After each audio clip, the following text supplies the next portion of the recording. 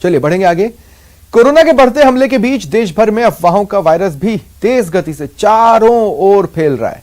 अफवाह फैलाई गई कि 5G नेटवर्क की टेस्टिंग की वजह से देश भर में कोरोना वायरस ने खतरनाक रूप अख्तियार किया। अब दूरसंचार विभाग ने इस अफवाह को लेकर लोगों के मन से भ्रम दूर करने के लिए बयान जारी किया, जिसके मुताबिक यह अफवाह न सिर्फ गैर कानूनी है बल्कि अतार्किक भी है।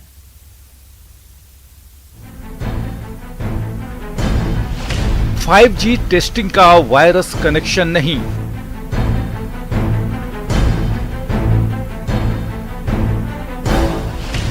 टीओटी ने 5G टेस्टिंग पर भ्रम दूर किया। 5G के बारे में कुछ भ्रांतियां फैलाई जा रही है कि 5G की टेस्टिंग और 5G नेटवर्क से पेंडेमिक बढ़ रही है, जबकि ये बिल्कुल गलत भ्रांति है। टीओटी ने स्पष्ट कर दिया है कि 5G प्रौद्योगिकी और कोविड-19 संक्रमण के फैलाव में कोई संबंध नहीं है। मोबाइल टावर से निकलने वाला रेडिएशन नॉन आयोनिक श्रेणी में आता है, जो कि घातक नहीं है। ये दावा आधारहीन और गलत है कि 5G के परीक्षण और इसके नेटवर्क के कारण कोरोना वायरस फैल रहा है। जो भी मोबाइल टेक्नोलॉजी है, ये रेडियो तरंगे जो कि इलेक्ट्रो और मैग्नेटिक फील्ड होता है उसमें ट्रेवल करती है और वायरस या बैक्टीरिया इनके साथ ट्रेवल नहीं कर सकता है। अतः हम ये भी देखते हैं कि 5G टेक्नोलॉजी जहाँ नहीं है या जिन कंट्रीज़ में भी लॉन्च नहीं हुई है या जहाँ टेस्टिंग नहीं चल रही है, वहाँ पर भी पेंडेमिक कोरोना वायरस बढ़ रहा है। अतः 5G के बारे में जो भ्रामक प्रचार किया जा रहा है वो गलत है और ये WHO ने भी अपनी बात में कही है। दूरसंचार विभाग के मुताबिक न तो इसका कोई वैज्ञानिक आधार है और न ही ये संभव है। WHO ने भी इस मामले में अफवाह से लोगों को बचने की सलाह दी है। वहीं दूरसंचार विभाग ने यह भी साफ किया कि राजस्थान में अभी 5G प्रौद्योगिकी की कोई टेस्टिंग हुई ही नहीं है। ऐसे में यहां 5G टेस्टिंग का प्रचार प्रसार कर लोगों को भ्रमित किया जा रहा है। जो इलेक्ट्रोमैग्नेटिक हमारा रेडिएशन है मोबाइल टावर्स का, वो नॉन आयोनाइजिंग फील्ड होता है। ये शरीर को किसी भी तरह से नुकसान नहीं पहुंचाता है। जो बहुत हाई फ्रीक्वेंसी की एक्सरे या इस तरह की आयोनाइजिंग रेडिएशंस होता है, उनसे जरूर शरीर को नुकसान पहुंच सकता है। दूरसंचार विभाग ने यह भी साफ किया कि राजस्थान में किसी भी टावर में खतरनाक ट्रांसमिशन का कोई भी उदाहरण नहीं मिला जो आम लोगों के लिए घातक हो। आपको बता दें कि राजस्थान समेत पूरे देश में कोरोना की दूसरी लहर के बीच अफवाहों का बाजार गर्म करने की कोशिश की जा रही थी कि 5G की टेस्टिंग के कारण ही वायरस का इतना खतरनाक रूप देखने को मिल रहा है। Rakesh Sharma, news 18 network, Jaipur. और अब बात न्यूज 18 की मुहिम की, जो फिर रंग लाई है। 3 महीने से पेंशन के लिए भटक रही 65 साल की बुजुर्ग महिला को उसका हक मिल गया है। कागजों में गड़बड़ झाला,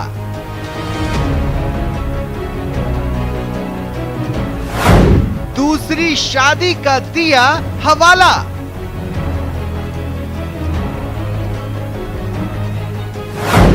सिस्टम की लापरवाही, पेंशन की हकमारी।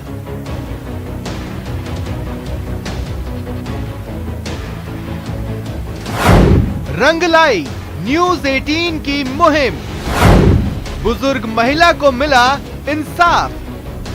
देख लीजिए, सिस्टम की मारी है, कोरोना काल में बेचारी है।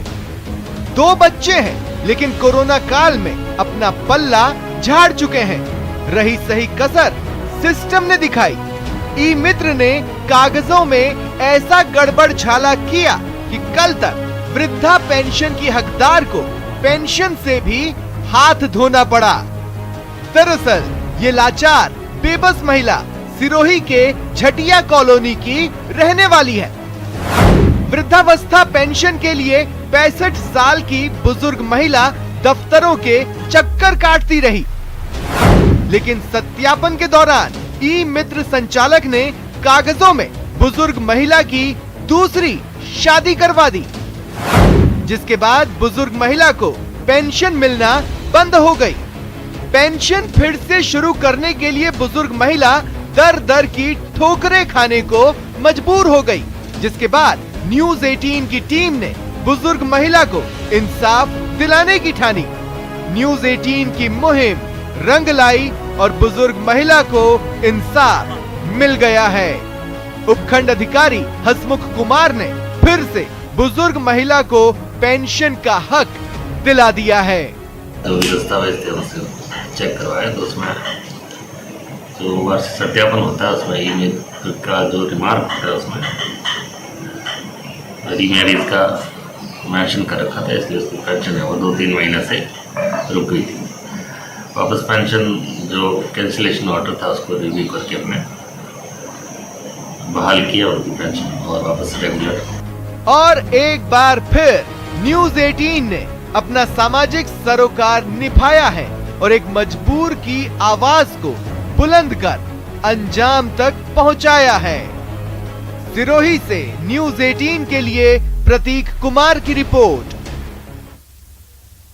राजधानी जयपुर समेत पूरे प्रदेश में कोरोना महामारी ने विकास परियोजनाओं को बुरी तरह प्रभावित किया है। ऐसे में कम होते कोरोना संक्रमण के मामलों के बाद एक बार फिर अधूरे प्रोजेक्ट्स का काम शुरू होने की आस जगी है। प्रदेश भर में हजारों करोड़ रुपए की विकास की परियोजनाएं चल रही हैं। इनमें से कुछ प्रोजेक्ट्स तो शुरू ही नहीं हो पाए, बाकी जो शुरू हुए वो या तो लेबर या निर्माण सामग्री न मिलने के कारण अधूरे हैं। अकेले जयपुर में ही 1000 करोड़ की परियोजनाएं चल रही हैं, जिनके कुछ काम तो कोरोना के चलते शुरू भी नहीं हो पाए। देखिए, जो मुख्य राजधानी की अधूरी विकास परियोजनाएं हैं वो आपको बता देता हूं। 250 करोड़ की लागत की सौडाला अंबेडकर सर्किल एलिवेटेड परियोजना है, 108 करोड़ की छोटवाड़ा एलिवेटेड प्रोजेक्ट है और इसी तरह रामनिवास बाग पार्किंग विस्तार परियोजना है। ये वो कुछ परियोजनाएं हैं जो लंबित है। नौतपा यानी झुलसाने वाली तेज गर्मी, लेकिन इस गर्मी में छिपी है खुशियां, क्योंकि यही तेज गर्मी लाएगी शानदार बारिश, जिससे किसानों की फसल अच्छी होगी और गांव से शहर तक खुशहाली आएगी।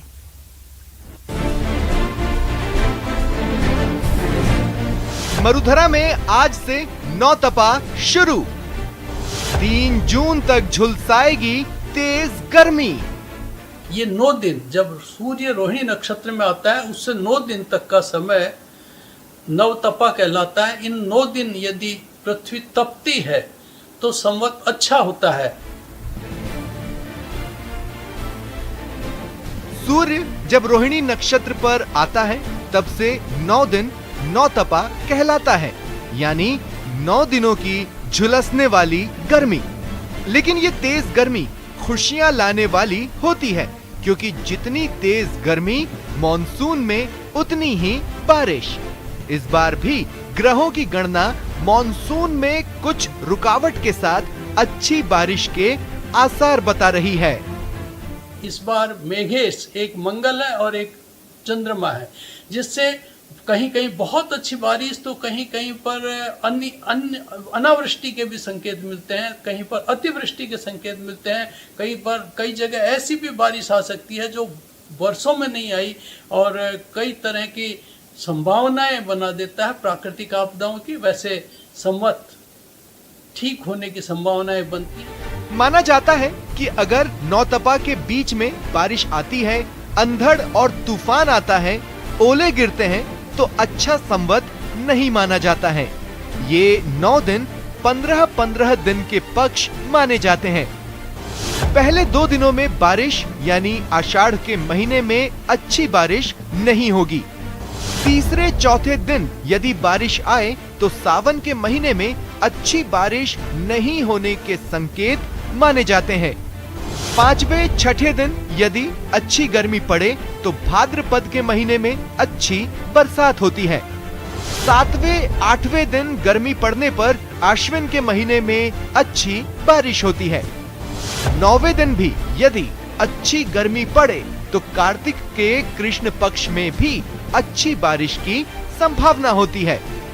हालांकि ज्योतिषों के मुताबिक मरुधरा में आने वाले 4 महीनों में कई जगह सामान्य, कई जगह कम और कई जगह अतिवृष्टि भी हो सकती है।